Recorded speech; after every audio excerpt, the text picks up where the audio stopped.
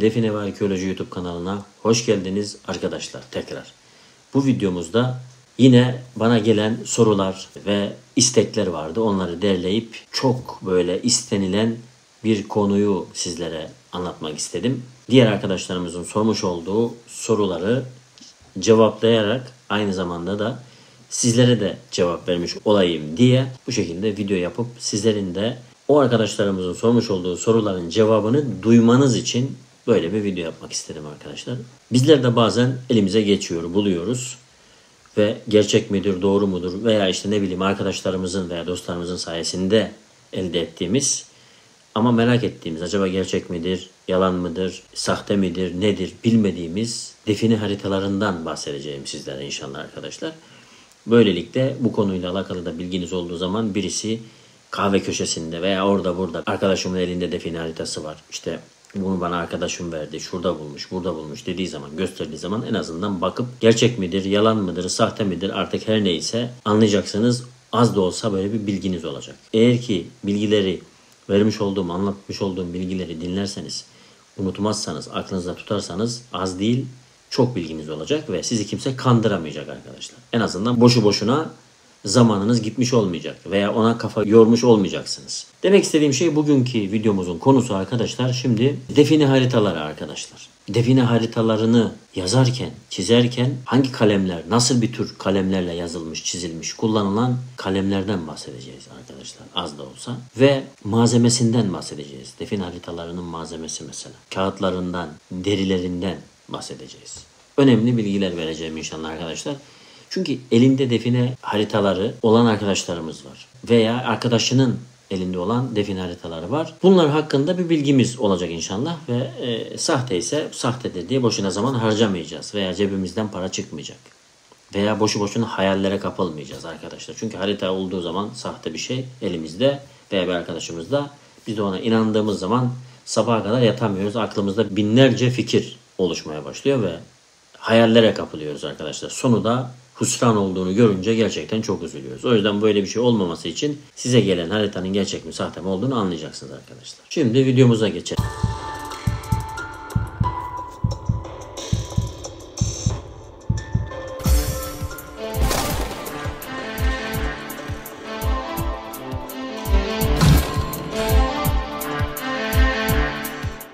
Define haritaları diye başlayalım hemen başlığımıza. Arkadaşlar harita dediğimiz deri ya da eski kağıtların üzerine çizilen işaretli şekillerdir. Deri haritalar çoğunlukla Sahtiyan, Maroken, keçi koyun derilerinden yapılırdı arkadaşlar. Kağıtta ise en popüler olan papirüs kağıdıdır biliyorsunuz zaten anlatmamıza gerek yok. En çok kullanılan yazı kalemi de stilustu arkadaşlar.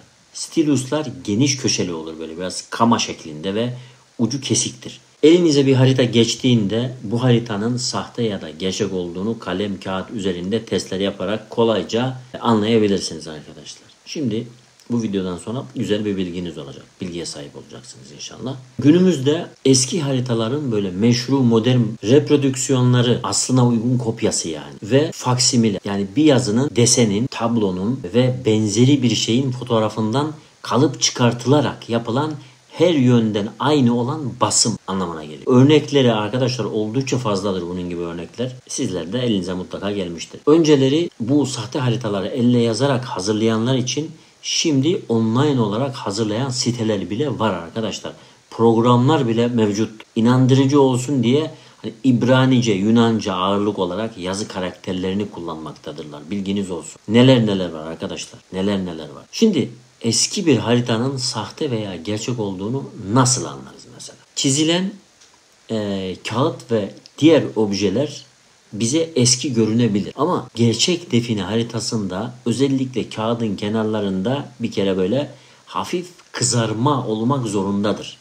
Hafif kızarma böyle hafif yıllar geçmiş çünkü. Kağıt üzerinde buruşukluk, delik, kirlenme, işte alt köşelerinde böyle parmak lekeleri gibi her zaman bir miktar aşınma, pas ve renkli lekeler muhakkak göze görülür olmak zorundadır. Bunu unutmayın bakın. Bu lekelere ve bu işaretlere foxing denir arkadaşlar. Çizim yapılan kağıda ışıkta baktığınız zaman yakın aralıklı yatay çizgilerden oluşan zincir hatlarını görmek zorunda ve haritanın arkadaşlar katlanma yerlerini böyle gösteren hatlara dikkat etmeniz gereklidir. Anlatabildim mi? Arkadaşlar önemli birkaç böyle sizlere başlık olarak bilgi vermek istiyorum. Mesela çizilen haritanın saklanmasındaki amaç araştırılmalı veya biliniyorsa teyit edilmelidir. Harita çiziminde mutlak surette belirgin noktalar gizli de olsa gösterilmiş olmalıdır. Örnek olarak gerçek haritada kuyu işareti iç içe iki yuvarlak şekil olarak çiziliyor mesela. Kilise yapısı artı işaretiyle gösteriliyor.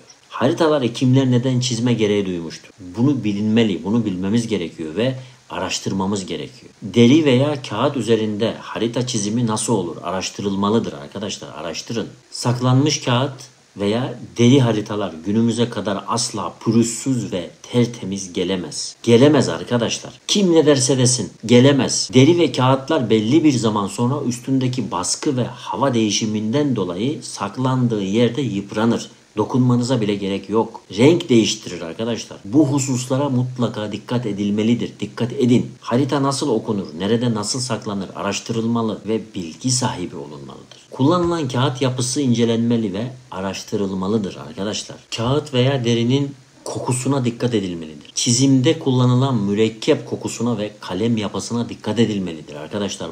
Bir bakın. Yeni bir harita değil ama mutlaka bir şeyler hissedeceksiniz. Harita üzerinden teknolojik cihaz yardımı almadan fotokopi makinesiyle böyle cep telefonuyla kopyalama yapılıp içerik çıktısı alınmaz. Alınsa bile bir şey anlaşılmaz orijinal haritadan. Alınmış olsa bile dediğim gibi arkadaşlar net bir şekilde okumak kesinlikle mümkün değildir yani. Bu gibi kopyalar sahtedir arkadaşlar. Buna inanmayın. Orijinal haritayı veya objeyi görmeden gerekli kontrolleri yapmadan veya bir uzmandan böyle destek almadan kesinlikle kopya üzerindeki bilgilere itimat etmeyin arkadaşlar. Boşa zaman harcarsınız. Paranız gider. Hayalleriniz gider arkadaşlar. Orijinal olan bir harita asla internet ortamında paylaşılmaz. Siz olsanız paylaşır mısınız? Size soruyorum. Dolaştırılmaz internet ortamında. Paylaşılmamış ve dolaştırılmamıştır arkadaşlar. Böyle bir şey yoktur. Orada burada paylaşılanlara inanmayınız. Yalandır, sahtedir. Senin elinde gerçekten bir harita olsa, bilsen ki bu haritanın sonunda ben trilyonlara, katrilyonlara kavuşacağım. Bir yerde paylaşır mısın? Her harita define yerini anlatmaz. Bak bunu da unutmayın.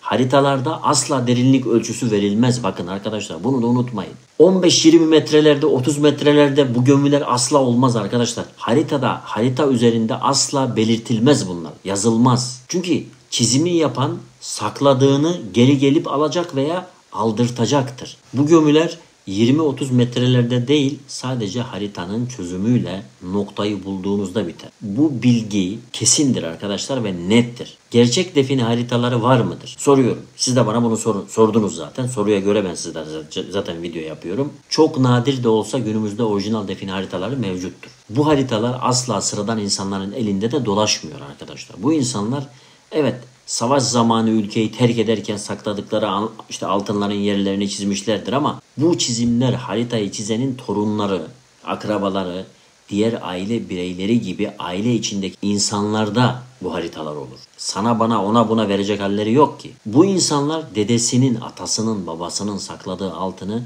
ülkemizde bırakacak kadar aptal değillerdir. Fırsatını veya bu iş için güvendiği birisini bulduğu zaman ülkemize gelir eliyle koymuş gibi çıkarır alır arkadaşlar. Sana bana yedirmez. İkinci bir şey bu adam zaten ülkeyi terk ediyor.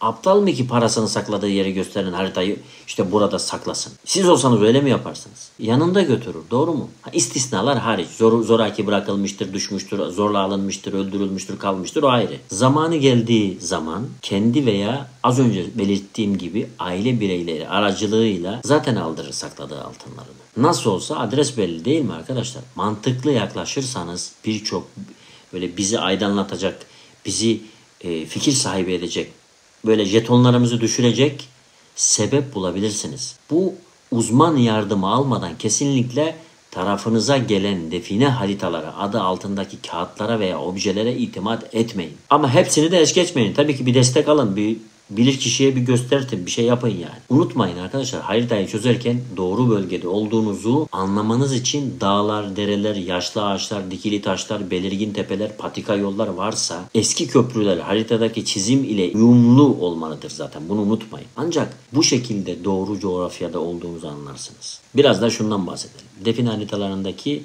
haritalarında böyle yapımında kullanılan işte yazı malzemeleri, ağaç kabukları arkadaşlar, ağaç yaprakları, levhalar, kil tablet, işte keramik vazo parçaları, topraktan yapılmış kaplar, taşlar, çeşitli madenler, keten bezi, fil dişi, kemik, bazı bitki kabukları, papirüs, işte parşömen ve kağıt. Bu çok çeşitli yazı taşıyıcıları kitabın temellerini oluşturmuştur arkadaşlar. En popüler olanı papirüstür arkadaşlar. Papirüsten önce çanak, çömlek parçaları, işte yassı taşlar, bronz, kurşun, kalay, bakır, gümüş ve altın madenlerinden yapılan levhalar kullanılırdı. Bunların yanı sıra bitki kökleri ve yapraklarından yapılan yazı malzemeleri, bal mumu ile sıvanmış tahta levhalar, fil dişinden yapılan levhalar ve keten kamışından yapılan organik yazı malzemeleri de kullanılmıştır. Ancak bunların hiçbiri papirüs kadar etkili, önemli ve kalıcı olmamıştır. Papirüs